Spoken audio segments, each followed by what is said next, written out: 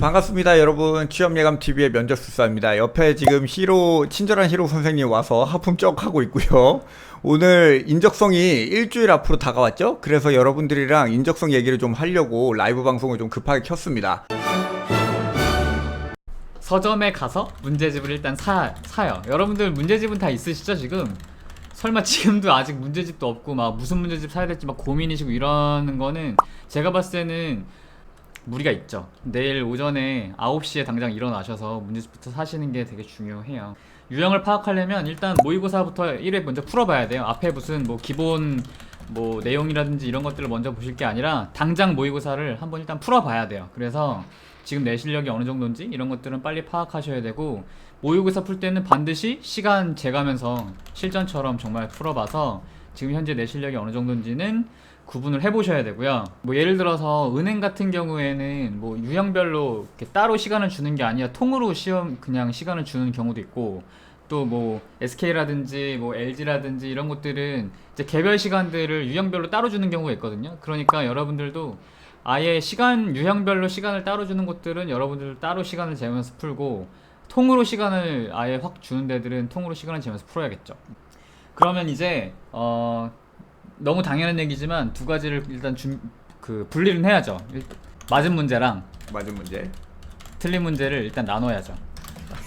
너무 당연한 얘기를 제가 아주 좀 면접술사처럼 거창하게 한번 얘기를 해봤는데, 일단 제가 생각하는 최상은 80% 이상 맞춘 게 지금 가장 좋은 거죠. 80% 이상 맞췄다고 하면 뭐 사실은 그냥 감 정도만 계속 익히는 식으로 일주일을 그냥 계속 모의고사만 풀어봐도 제가 봤을 때는 충분히 할 수 있을 것 같아요. 오케이. 80% 이상만 쭉 시간 내에 풀 수 있다고 하면 네, 그거는 뭐 전혀 문제가 없고요. 이제 문제는 80% 이하로 나왔을 때가 문제인데, 이때는 이제 맞은 문제랑 틀린 문제랑 또 각각 준비를 어떻게 해야 될지 좀 구분을 해야 돼요. 좋습니다. 그래서 요거를 다시 뭐 3-1 뭐 이런 식으로 해가지고 네, 맞은 문제 먼저 좀 제가 얘기를 한번 해볼게요. 3-1. 여기서 다시 이제 두 가지로 나눠지는데, 첫째는 맞은 문제 중에 일단 알긴 아는데 오래 걸린 문제들이 있을 거예요. 오래 걸린다면은 시간은 어떤 수준이죠? 그거는 근데 개인이 알아요. 그러니까 본인이 알아요. 본인이 안다. 그러니까 이거를 막 일일이 문제별로 시간을 문제별로 끊어서 풀 필요 없고, 그냥 본인이 문제 풀다가 이거 너무 오래 걸리는데 라는 문제는 본인이 이제는 알아요. 그러면 표시를 해놓고 놔둬야겠네? 그럼 더 좋죠. 표시를 한다. 이거 시간 좀 오래 걸렸다 이러면 이제 표시를 해두면 더 좋죠. 이런 문제들 같은 경우에는 어떻게 준비를 하면 되냐면, 그러니까 왜 오래 걸렸는지 일단 살펴보긴 해야죠. 반드시. 왜 오래 걸렸는지는 반드시 살펴보고, 시간을 어떻게 줄일 수 있는지를 반드시 체크를 해봐야 돼요. 그냥 맞췄다고 그냥 넘어갈 게 아니라 사실은 얘네들을 시간을 줄이는 게 훨씬 더 유리해요. 왜냐면 모르는 문제는 내가 그 유형을 일주일 내에 파악해가지고 다시 뭐 그 문제를 내 모르는 문제라서 맞췄다? 그것보다는 오히려 아는 문제에서 시간을 줄이는 게 훨씬 더 지금 합격률을 올릴 수 있는 방법이에요. 뭐 찾는 방법은 혼자 막 고민할 필요 없이, 이 유형들이 어차피 다 요즘에는 유튜브도 나와 있고 뭐 강의도 나와 있고 이런 것도 많이 있으니까 혼자 고민하지 말고 자꾸 검색을 해보세요. 구글링을 해가지고 다른 사람들이 이걸 어떻게 풀고 있는지 아예 검색을 해서 이런 방법이 있구나 해서 찾으면 그런 것들은 사실 바로 적용이 되거든요. 내가 이미 알고 있는 문제이기 때문에. 일단은 그렇게 해가지고 풀 방법을 찾았다. 그러면 그냥 넘기지 마시고 반드시 그 방법으로 같은 유형의 문제를 반복해서 풀어보셔야 돼요.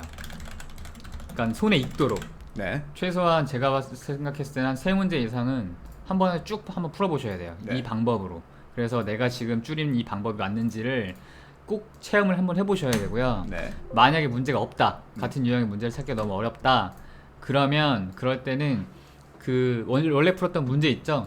그거를 내가 숫자만 바꿔서 풀든지 아니면 뭐 글씨만 몇 개 이렇게 바꿔서 풀든지 아주 조금씩만 바꿔가지고 한번 다시 풀어보면 좀 도움이 돼요.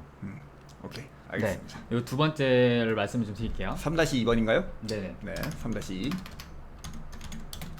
3-2번은 되게 간단해요. 이거는 그냥 아무것도 아니에요.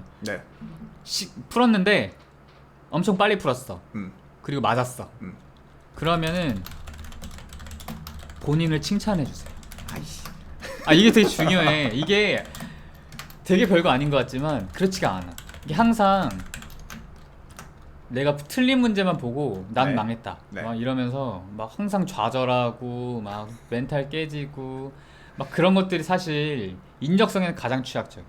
아, 가장 그래요? 취약하다. 어. 왜냐하면 3-3 3-3 3-3 답답하네. 야, 멘탈이 제일 중요해. 3-3 자, 이제 틀린 문제를 좀 봐야 되는데 자, 틀린 문제로 갑니다. 그 틀린 문제 같은 경우에는 다시 두 가지로 좀 나눌 필요가 있어요. 네. 첫째는 틀린 문제 중에 예전에는 분명히 알았어. 네. 근데 이 문제를 분명히 기억이 나는데 지금 풀려니까 기억이 안 나. 뭐 예를 들면 공식이 잘 기억이 안 나든지 뭐 예를 들어서 대표적인 게 뭐가 있을까요? 뭐 이런 거 있죠. 경우의 수 문제 같은 경우에 경우의 수, 얘를 뭐 P로 소- 풀어야 소금물, 되는지 뭐 이런 것들. 아주 간단한 공식이고 누구나 알지만 갑자기 기억이 안 난다. 그런 거 이런 있죠. 것들. 그런 거 있죠. 네. 소금물은 너무 무시하는 거고요. 소금물? 소금물 공식은 모르는 사람 없지. 지금 네. 여기다 그 쳐보라 그래. 바로 하나, 둘, 소농물. 소농물 좋네. 소농물. 그리고 하나만 딱 꿀팁. 네. 그 이제 소금물 같은 경우에 문제를 풀다 보면은 그 소금물에만 해당되는 게 아니에요. 예를 들면 소금물을 사실 일상생활에서 소금물을 만들 일이 별로 없잖아. 네.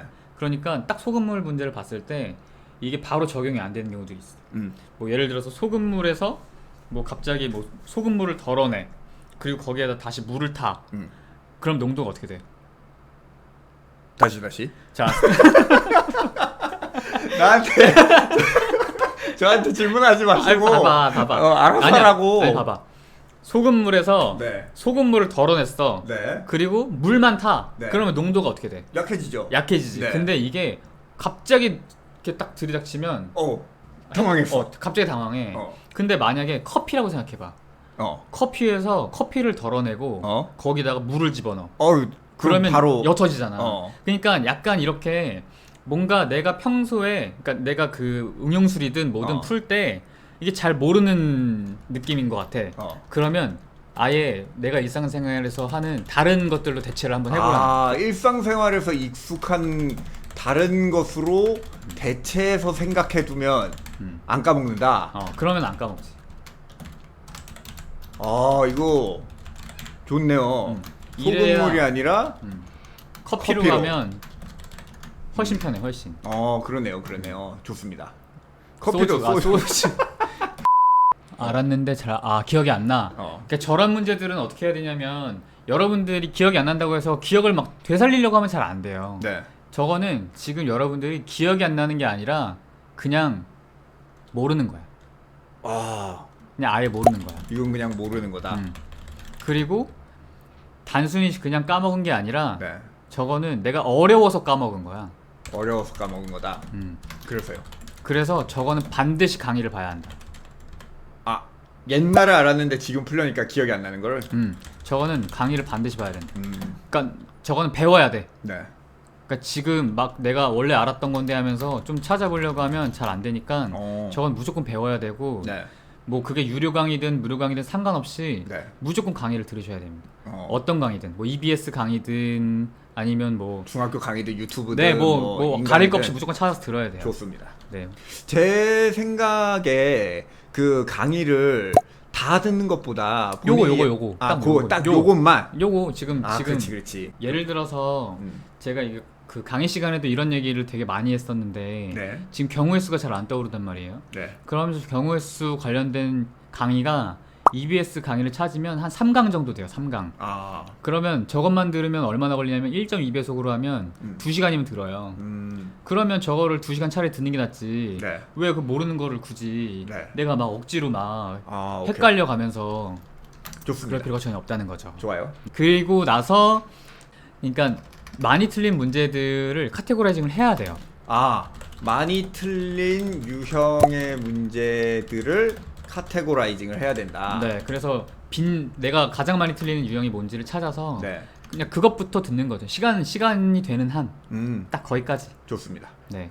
그래서 만약에 경우의 수가 제일 많이 틀렸어. 네. 그리고 자료 해석이 두 번째로 틀려. 뭐 그리고 뭐 그다음에 뭐 어휘 이런 게 세 번째로 틀려. 그러면 이제 딱 그 순서대로 강의를 찾아서 그 순서대로 듣고 네. 마지막까지 전날까지 듣고 가는 거예요. 오케이.